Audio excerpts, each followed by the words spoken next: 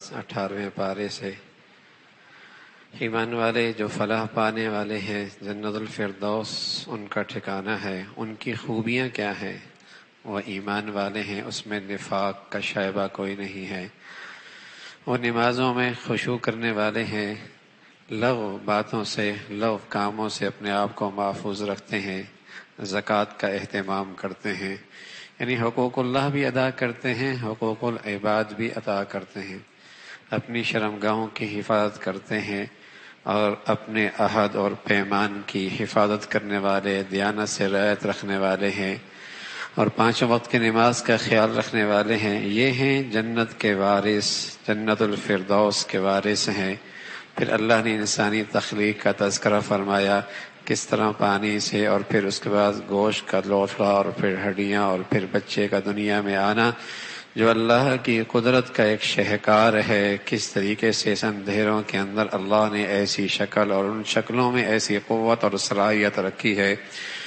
وہی اللہ ہے جو مارنے کے بعد دوبارہ زندہ کرنے والی ذات ہے. حضرت نوح علیہ الصلوۃ والسلام کا تذکرہ، اللہ کی وحدانیت کی دعوت. قوم استہزاء کرنے لگی، اللہ رب العزت نے اپنے پیغمبر کو کشتی بنانے کی تلقین فرمائی، کشتی بنانے لگے. قوم اس جسے کہیں کہ پانی کے اس طوفان میں غرق ہو گئی. اللہ نے انہیں ان کے ایمان والے ساتھیوں کو محفوظ رکھا. پھر یقین بعد دیگر انبیاء علیہ الصلوۃ والسلام کا سلسلہ چلتا رہا. حضرت ابراہیم، حضرت موسیٰ، حضرت ہارون، سارا انبیاء کا سلسلہ یہ چلتا رہا. فرعون کی طرف موسیٰ علیہ الصلوۃ والسلام تک آئے، انہوں نے بڑا تکبر کیا. اللہ نے سارے پیغمبروں کو تلقین کی ہے، حلال کھاؤ، اس کا نیکیوں کے کام میں بڑا دخل ہے، نیک اعمال کے اندر لقمہ حلال کا بڑا دخل ہے، اس کا تذکرہ فرمایا. پھر انبیاء کا تذکرہ، پھر ان کے ناخلف قوموں کا تذکرہ کہ انبیاء چلے گئے، پیچھے والوں نے اپنے دین کو فرقوں میں، گروہوں میں تقسیم کر دیا اور ہر شخص اپنے اپنے کپڑوں میں اور اپنے خیالات میں مست ہے، خوش ہے، اس پر مطمئن ہے اور یوں ایک دوسرے پر جسے کہیں کہ الزامات ہیں، وہ غلط تو یہ غلط. اللہ حفاظت فرمائے.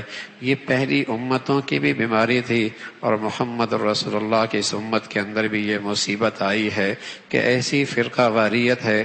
اور بدقسمتی ہماری دنیا کی اور اسلامی ملکوں کی اور خصوصاً ہمارے وطن عزیز کی، ایسے فرقہ پرستوں کو اتنا فروغ دیا جاتا ہے اور انہیں آکسیجن مہیا کی جاتی ہے، آکسیجن انہیں طاقتور کیا جاتا ہے. اس سے ہوتا کیا ہے، جاہل لوگ تو ان کی فرقہ واریت کی گندگیوں میں شکار ہو جاتے ہیں اور جو دوسرا طبقہ ہے وہ سارے دین اور مذہب ہی سے بیزار ہو جاتا ہے. تو کبھی یہاں قومیت کو آکسیجن دی جاتی ہے اور کبھی فرقہ پرستوں کو آکسیجن اور طاقت کی دوا اور غذا مہیا کی جاتی ہے تاکہ مسلمان ہمیشہ یا قومیت اور عصبیت کی آگ میں جلتا رہے یا فرقہ واریت کی نفروں کے اندر اس کی زندگی گزرتی چلی جائے. یہ پہلے قوموں کی بیماری تھی، بدقسمتی سے اس قوم کا بھی بڑا مسئلہ ہے. اس کا تذکرہ فرمایا ہاں کچھ لوگ ہیں جو اللہ سے ڈرتے ہیں، نیکیوں میں سبقت کرنے والے ہیں، بن دیکھے بھی اللہ کا خوف رکھتے ہیں، اللہ کے راستے میں خرچ بھی کرتے ہیں لیکن دل میں اللہ کا ڈر بھی رکھتے ہیں.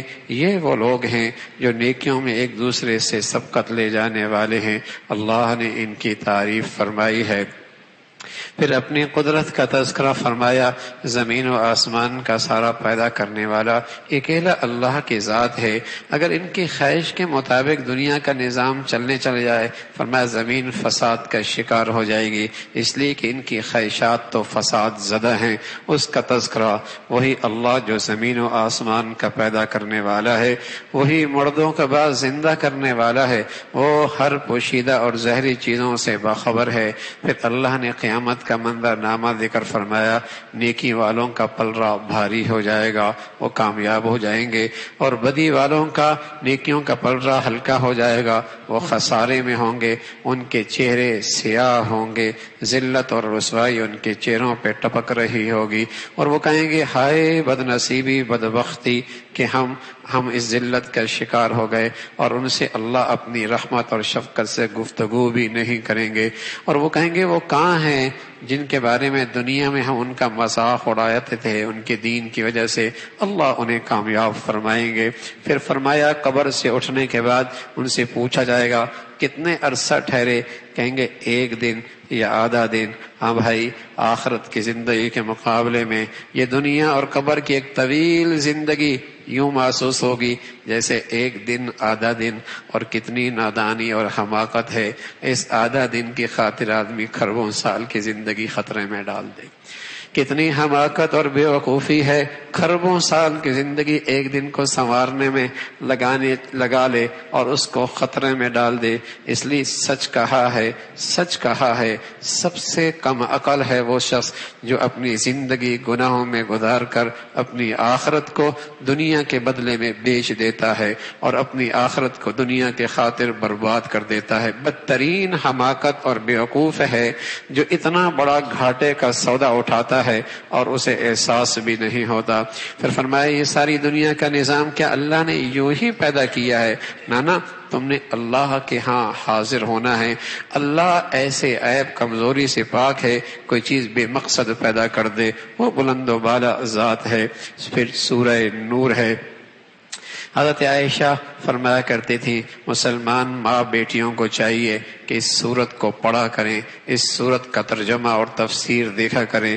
یہ مسلمانوں کے ہاں یہ بھی رواج تھا، سورہ نساء اور سورہ نور مسلمان بچیوں کو دوسرے گھر بھیجنے سے پہلے پڑھا دیا جاتا تھا، سکھا دیا جاتا تھا، اس لیے کہ اس میں معاشرتی زندگی کا ایک بڑا حصہ اور اس کا تذکرہ ہے سورہ نور کے اندر۔ اور چونکہ مسلمانوں کی پوری معاشرتی زندگی کی عمارت شرم و حیا پہ کھڑی ہے، مغرب کی زندگی کی ساری تہذیب بے حیائی پہ کھڑی ہے، کفر کی ساری زندگی کی عمارت بے حیائی پہ کھڑی ہے، اور مسلمانوں کی معاشرتی اور دینی زندگی اور گھریلو زندگی وہ شرم و حیا پہ کھڑی ہے۔ چونکہ اس میں معاشرتی زندگی کا تذکرہ ہے تو سب سے پہلا حکم وہ ہے جو معاشرے کے شرم و حیا کے لیے خطرہ بنتا ہے، معاشرے کے شرم و حیا کے لیے خطرہ بنتا ہے، زانی، بدکار، اس کی سزا کا تذکرہ ہے۔ 100 کوڑے ہیں اس مرد کو بھی، اس عورت کو بھی جو شادی شدہ نہیں ہے اور پھر بدکاری میں مبتلا ہوں۔ اور پھر حدیث میں آتا ہے کہ جو شادی شدہ ہے اسے پتھروں سے سنسار کر دو اور زمین ان کی گندگی سے پاک کر دو، زمین ان کی گندگی سے پاک کر دو، انہیں پتھروں سے سنسار کر دو۔ اور یہ شخص جو شادی شدہ نہیں ہے اور بدکاری کا ارتکاب کرتا ہے، الزانیۃ والزانی فاجلدوا کل واحد منہما، اسے 100 کوڑے ہیں۔ اور اسلامی حکمرانوں کو اور اسلامی عدالت کو یہ تلقین ہے کہ کھلے عام یہ سزا جاری کی جائے تاکہ ان کی رسوائی پورا معاشرہ اور سوسائٹی دیکھے، تاکہ آئندہ کسی کی ہمت نہ ہو کہ وہ بے شرمی اور بے حیائی کی اس خوبصورت عمارت کے لیے جسے کہیں کہ ناسور بن سکے اور اس کے ڈھانے کا ذریعہ بن سکے۔ اس کا تذکرہ فرمایا کہ کھلے عام اس کو سزا دی جائے۔ اور پھر فرمایا بدکار اور زانی اور مشرک کی طرف عام رویہ یہی ہے، جو گندے لوگ ہیں اسے اپنے رفیقہ حیات بھی وہی لوگ انہیں بناتے ہیں، اس کا تذکرہ۔ پھر کوئی پاک دامن عورت کو تہمت لگائے بدکاری کی، اس کے لیے 80 کوڑوں کی سزا ہے۔ اگر مرد اپنی عورت پہ زنا کی تہمت لگائے لیکن گواہ کوئی موجود نہ ہو تو پھر شریعت نے اس کے لیے راستہ بتایا ہے، قسم کھائیں گے، ایک دوسرے پہ 5 مرتبہ لعنت کریں گے اور پھر ان کے درمیان جدائی ہو جائے گی، اس کا تذکرہ۔ وہ سچائی پر کھائے گا، وہ جھوٹ پہ قسم کھائے گی کہ یہ جھوٹ بول رہا ہے۔ یوں جب ان کی آپس میں یہ قسمیں ایک دوسرے پہ لعنت ہو جائے گی، شریعت پھر ان کے اندر جدائی پیدا کرتی ہے، اس کا تذکرہ۔ پھر حضرت عائشہ رضی اللہ تعالی عنہ کی پاک دامنی پر قرآن میں 10 آیتوں کا تذکرہ جو اللہ نے آسمان پر وحی کے ذریعے حضور کی اس رفیقہ حیات کو یہ عزت بخشی، یہ اعزاز بخشا کہ قرآن میں اس کی عفت اور پاک دامنی کا تذکرہ قیامت تک مسلمان پڑھتے رہیں گے۔ آپ ایک غزوے سے واپس آ رہے تھے تو راستے میں ایک جگہ پڑاؤ ڈالا، ساتھی قضاء حاجت کے لیے چل نکلے۔ حضرت عائشہ رضی اللہ تعالیٰ عنہ بھی قضاء حاجت کے لیے دور تشریف لے گئی۔ راستے میں ان کا وہاں ہار گر گیا، ہار کے موتی چننے میں دیر آ گئی۔ ادھر خدام نے یہ سمجھا آپ اس کجاوے میں جو پردے میں ڈھپا ہوا تھا، آپ شاید اس میں بیٹھ گئی ہیں اور اس کجاوے کو اٹھا کر سواری میں رکھ دیا. آپ ہلکی پھلکی تھی. انہوں نے سمجھا کہ آپ کجاوے میں بیٹھی ہیں اور آپ کو سواری میں رکھ دیا گیا، اور چونکہ پردے کا حکم آ چکا تھا تو یہ سمجھا کہ شاید اندر آپ موجود ہیں. سواری قافلہ روانہ ہو گیا. اللہ کے نبی صلی اللہ علیہ وسلم کی ترتیب یہ تھی کہ پیچھے ایک صحابی حضرت صفوان کو پیچھے چھوڑا کرتے تھے. کوئی گری پڑی چیز ہو تو وہ آپ پیچھے سے اس کو اٹھاتے ہوئے تشریف لے آئے. حضرت عائشہ اپنی جگہ پر واپس تشریف لائیں. قافلہ روانہ ہو چکا تھا تو آپ نے چادر اوڑھ کر وہیں آرام کرنے لگی کہ اگلے جگہ پر جب میرا پتہ چلے گا تو کسی کو پیچھے واپس بھیج کر مجھے واپس بلا لیں گے. ادھر سے پیچھے سے حضرت صفوان آئے جنہوں نے پردے سے پہلے حضرت عائشہ کو دیکھا ہوا تھا. جب دیکھا کہ روحانی اماں اس طریقے سے چادر لے کر لیٹی ہوئی ہیں تو ان کے زبان سے الفاظ نکلے انا للہ. حضرت عائشہ فرماتی ہیں میں نے ان کی زبان سے گفتگو اس سے زیادہ نہیں سنی اور اپنی سواری میرے سامنے بٹھا دی. خود رخ اس طرف کر لیا. میں سواری پہ بیٹھ گئی اور یوں مجھے سواری پہ لے کر مدینہ منورہ لے چلے.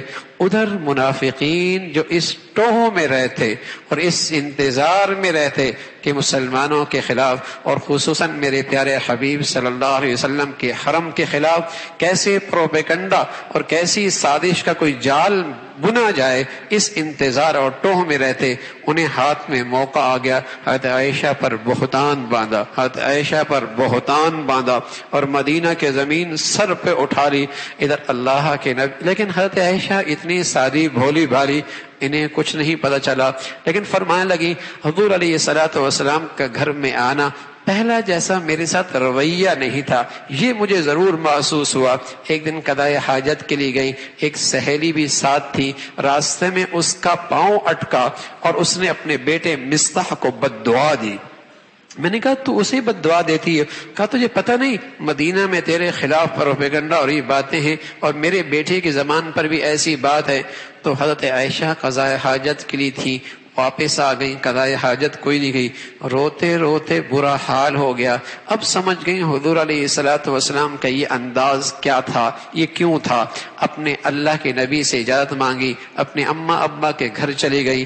وہاں دیکھا تو اماں ابا کا حال بھی وہی رونے دھونے کا ہے. فرمایا میں مصلی پہ بیٹھ گئی، اسی اللہ سے فیصلہ کرواؤں گی، اسی اللہ سے فیصلہ کئی دن گزر گئے. بتائیے کیا آزمائش ہے، بتائیے کیا آزمائش ہے، کیا آزمائش ہے. کیا کئی دن گزر گئے. پھر سبحان اللہ ایک دن اللہ کے نبی حضرت صدیق کے گھر گئے رضی اللہ تعالیٰ عنہ. حضور علیہ الصلوۃ والسلام بیٹھے ہیں. اتنے میں آپ کے چہرے پہ وہی کے آثار کہ موتیوں جیسا پسینہ آپ کے ماتھے سے موتیوں جیسے پسینہ نکلنے لگا اور گرنے لگا. یہ علامت تھی آپ پر وہی آ رہی ہے. فرمایا میرے ابا اماں تو پریشان تھے، پتہ نہیں کیا فیصلہ ہوتا ہے، اور میں مطمئن تھی. اور یوں جیسی اللہ کے نبی فارغ ہوئے تو مجھ سے کہنے لگے عائشہ مبارک ہو، اللہ نے تیری آسمان سے برات کا فیصلہ کر دیا ہے. فرمایا میں تو سمجھی شاید اللہ نے اپنے حبیب کو بتا دیا تھا، مجھے کیا پتا اللہ نے قیامت تک کے لیے مسلمانوں کے لیے قرآن میں میری پاک دامنی پر 10 آیتیں بھیج دی. یہ حضرت عائشہ رضی اللہ عنہ کا اعزاز اور اکرام اور عزت اور مرتبہ ہے. لیکن میرے عزیزو بتائیے آزمائش نبی کے گھر میں بھی کیسی آئی ہے، بتائیے نبی کے گھر میں بھی آزمائش کیسی آئی ہے. لیکن نیکی، تقوی، پرہیزگاری، عفت، اللہ کی مدد آیا کرتی ہے. والعاقبۃ للمتقین، بہترین انجام پرہیزگاروں کا ہے. اور یوں اللہ نے انہیں عزت بخشائی. پھر اللہ نے ان بد نصیبوں کی مذمت فرمائی جو مسلمان معاشرے اور سوسائٹی میں بے حیائی اور فحاشی کو فروغ دیتے ہیں. ان کے لیے دردناک عذاب کا تذکرہ فرمایا. ایک مخلص مسلمان جو اس پروپیگنڈے سے متاثر ہوا، حضرت صدیق اکبر رضی اللہ عنہ ان کی خدمت کیا کرتے تھے. آپ آپ نے قسم کھائی آج کے بعد میں اس کے ساتھ تعاون اور اس کی مدد نہیں کروں گا. اللہ کی طرف سے آیتیں آ گئی. یہ تو مخلص تھا, اپنی غلطی کا اقرار کر چکا ہے. جب اللہ نے معاف کر دیا تم بھی معاف کر دو. کیا تمہیں پسند نہیں ہے کہ اللہ تمہیں جلدی معاف کر دے؟ حضرت ابو بکر رضی اللہ عنہ, یا رسول اے اللہ میں اس کو پسند کرتا ہوں, میں اس کو پہلے سے زیادہ دیا کروں گا اور اس کی خدمت پہلے سے زیادہ کیا کروں گا. اس کا تذکرہ فرمایا. پھر اللہ رب العزت نے فرمایا حضرت عائشہ کو دیکھنا ہے تو حضرت عائشہ کے شوہر کو دیکھ لو. محمد رسول اللہ کو پاکیزوں کے لیے پاکیزہ ہی ہوا کرتی ہیں, ہاں گندوں کے لیے گندی ہوا کرتی ہیں, پاکیزوں کے لیے پاکیزہ ہی ہوا کرتی ہیں. پھر ادب سکھایا, کسی گھر میں داخل ہو پہلے دستک دو, سلام کرو, اس کا تذکرہ فرمایا. مسلمان مردوں سے کہا, مسلمان عورتوں سے کہا اپنی نظریں جھکا لیا کرو, اپنی نظریں جھکا لیا کرو. اس سے تمہاری شرم و حیا کی پاکیزگی اور شرم و حیا کی حفاظت ہے. مردوں کو بھی تلقین کی, عورتوں کو بھی تلقین کی. لیکن ایسا لگتا ہے یہ قرآن شاید مسلمانوں کے لیے نہیں ہے. ان کی تعلیمی اداروں کا حال دیکھیے اور ان کے دفتروں کا حال دیکھیے اور ان کے بازاروں اور سڑکوں کا حال دیکھی ہے. جیسے شتر بے مہار ہو چکا ہے مسلمان اللہ کے حکموں سے. ایسے کوئی پرواہ نہیں ہے کہ یہ قرآن تو اس کی کتاب ہے جس پر یہ ایمان لا چکا ہے, جسے یہ اپنی زندگی کی, جسے اپنی زندگی کامیابی کا جسے کہیں کہ زینہ سمجھتا ہے. لیکن عملی زندگی میں ایسا لگتا ہے قرآن کا اس کی زندگی میں کوئی اثر نہیں ہے. قل للمؤمنین, مرد عورتوں سے کہا ہے تم اپنی زینت مت ظاہر کرنا, ہاں اپنے محرم مردوں سے, وہ معصوم بچوں سے, ہاں عورتوں کے سامنے جن محرم مردوں سے تیری شادی نہیں ہو سکتی ان کے سامنے گنجائش ہے, ورنہ کسی کے سامنے اپنی زینت اپنا بناؤ سنگھار نہ ظاہر کرنا. یہاں تک کہ اگر تو نے پاؤں میں کچھ پہن رکھا ہے جس کی آواز آتی ہے تو پاؤں بھی آہستہ آہستہ رکھنا تاکہ اس کی آواز غیر مردوں تک نہ پہنچے. یہ قرآن میں ہے یہ سب کچھ ہے. لیکن آج عملی زندگی مسلمان معاشرے کا حال دیکھو, اس کی شادی خوشیوں کا حال تماشا دیکھو. ہندوؤں کی زندگی میں اور مسلمانوں کی زندگی کا فرق مٹتا چلا جا رہا ہے. پھر اللہ نے حکم دیا مسلمانوں جو بے نکاح ہیں ان کا جلد نکاح کرو. معاشرے کی پاکیزگی کے لیے جلدی نکاح ضروری ہے اور اسلام نے نکاح کو سب سے سستا اور آسان رکھا ہے. لیکن آج میرے معاشرے اور سوسائٹی نے سب سے مہنگا کر دیا ہے. جب حلال مہنگا ہوگا تو حرام سستا ہو جائے گا, جب حرام مہنگا ہوگا حلال سستا ہوگا. بہت مبارک ہے یہ باتیں سننے میں آتی ہیں, بہت مبارک ہے یہ باتیں سننے میں آتی ہیں. یہ تو ہر سال حج کرتا ہے, یہ ہر سال عمرے کرتا ہے, اس کا تو آخری عشرہ ہوتا ہی مدینہ میں ہے, یہ تو آخری عشرے میں رہتا ہی مکہ میں ہے. مال والوں کی طرف سے یہ بات سننے میں آتی ہے, اللہ اسے بہت مبارک کرے. لیکن کیا ہی اچھا ہے اگر اونچے گھرانوں کے اندر یہ بات بھی آنے لگ جائے کہ اس نے اپنی بیٹی کی شادی سنت کے مطابق کی ہے, اس نے اپنی بیٹی کی شادی سنت کے مطابق کی ہے, اس کے ہاں خوشی شریعت کے مطابق ہوئی ہے, اس کے ہاں شادی سنت کے مطابق ہوئی ہے. اس لیے کہ اوپر کے نیکیاں دائیں بائیں بہت تیزی کے ساتھ پھیلا کرتی ہیں اور دوسروں کو بہت جلدی حوصلہ ملتا ہے اس نیکی پہ آنے کا. تو نکاح حلال چیز ہے, اسے سستا کر دو. اس کا تذکرہ فرمایا. پھر کفار کے نامہ اعمال اور ان کی نیکیوں کی کوئی قدر و قیمت نہیں. جیسے سیراب دور سے پانی نظر آتا ہے لیکن قریب جاؤ تو وہ پانی نہیں ریت ہوا کرتی ہے, ایسی کافر کو اپنی نیکیاں کل قیامت میں ایسی جو حقیقت میں نیکیاں نہیں ہوں گی ایسا ہی ہوگا. اس کا تذکرہ فرمایا. پھر اللہ رب العزت نے نیک لوگوں کا تذکرہ جو اللہ سے ڈرتے ہیں, پیچھے کی غلطیوں سے ڈرتے ہیں, آئندہ احتیاط زندگی گزارتے ہیں, نماز قائم کرتے ہیں, زکوٰۃ دیتے ہیں. پھر مسلمانوں کو اللہ نے خوشخبری دی ہے اگر تم انفرادی زندگی میں دین کو لے آؤ گے اور اپنے اجتماعی نظام میں دین کا اجتماعی ذمہ داری پوری کرو گے, انفرادی زندگی میں دین کو زندہ کرو گے اور اجتماعی لحاظ سے جو دین کی ذمہ داری ہے تم پر, دین کی جو ذمہ داری ہے اسے پھیلانا, اس کی حمایت میں کھڑا ہونا, اس کا تحفظ کرنا, ہاں یہ جو ذمہ داری ہے اگر تم اسے کھڑے ہوگے اللہ تمہیں انعام دے گا.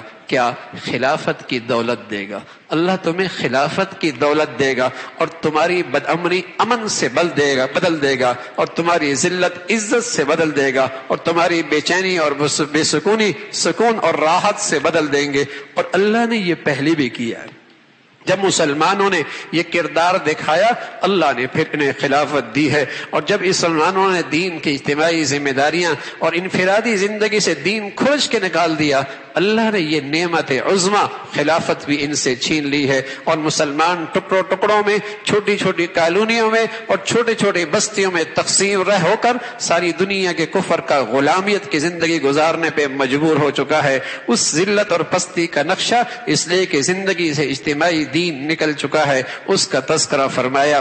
پھر فرمایا کوئی کسی گھر میں داخل ہو تو اجازت لے کے داخل ہو۔ ہاں، معصوم بچہ بھی 3 وقتوں میں جسم کے زائد کپڑے اتار دی جاتے ہیں، بڑے اتار دیتے ہیں، فجر کی نماز سے پہلے، دوپہر کا وقت، عشاء کے بعد، یہ 3 وقت میں جسم کے زائد کپڑے اتار دیے جاتے ہیں۔ تو معصوم بچہ بھی جب داخل ہو تو دروازہ کھٹکھٹا کے داخل ہو، کہیں ایسا نہ ہو اس کی نظر کسی ایسی چیز پہ پڑ جائے جس سے اس کی شرم و حیا کہیں متاثر نہ ہو جائے۔ بتائیے اسلام کہاں تک شرم و حیا کی اس جوہر کی حفاظت کی بات کرتا ہے؟ اور آج ابا کے سامنے بیٹا ٹی وی کی اسکرین پہ کیا دیکھ رہا ہے، اماں کے سامنے بیٹا فیس بک پہ کیا دیکھ رہا ہے، جوان بیٹی بڑے بھائی کے سامنے کیا گندگیاں دیکھ رہی ہے۔ شرم و حیا عیب بن چکا ہے، شرم و حیا عیب بن چکا ہے، حس ہی ختم ہو گئی ہے۔ حالانکہ اللہ کے نبی فرمایا کرتے تھے ایمان اور حیا دونوں ساتھ ساتھ چلتے ہیں، جہاں سے ایمان رخصت وہاں سے حیا بھی رخصت، اور جہاں سے حیا رخصت وہاں سے ایمان بھی رخصت، وہاں سے ایمان بھی رخصت۔ پھر فرمایا ہاں اگر یہ بچے بالغ ہو جائیں تو عام معمول کے مطابق اجازت لے کے داخل ہو۔ وہ بوڑھیا عورت جس کی طرف کسی کی نظر نکاح کے لحاظ سے نہیں پڑتی، اگر وہ چہرے کا پردہ نہ کرے کوئی حرج نہیں۔ وہ بوڑھی عورت جس پر نکاح کے لحاظ سے نظر نہیں پڑتی، وہ چہرے کا پردہ نہ کرے، وہ نہ کرے۔ لیکن بدقسمتی ہے ہمارے ہاں تو بیوٹی پارلر ایک ایسی بلا ہے، بوڑھی بھی جوان لگتی ہے۔ ہاں، ایسی کھیل بن چکا ہے، اگرچہ نکالی تماشا ہے دنیا کو دکھانے کے لیے۔ حسن و جمال نکھارنا عورت کے لیے عبادت ہے، لیکن اپنے شوہر کے لیے، اپنے گھر کی 4 دیواری کے لیے، اپنی دہلیز کے لیے، لیکن وہاں کپڑے معصیوں کے لیے اور فنکشن میں کپڑے سب سے بڑھیا اور نمایاں۔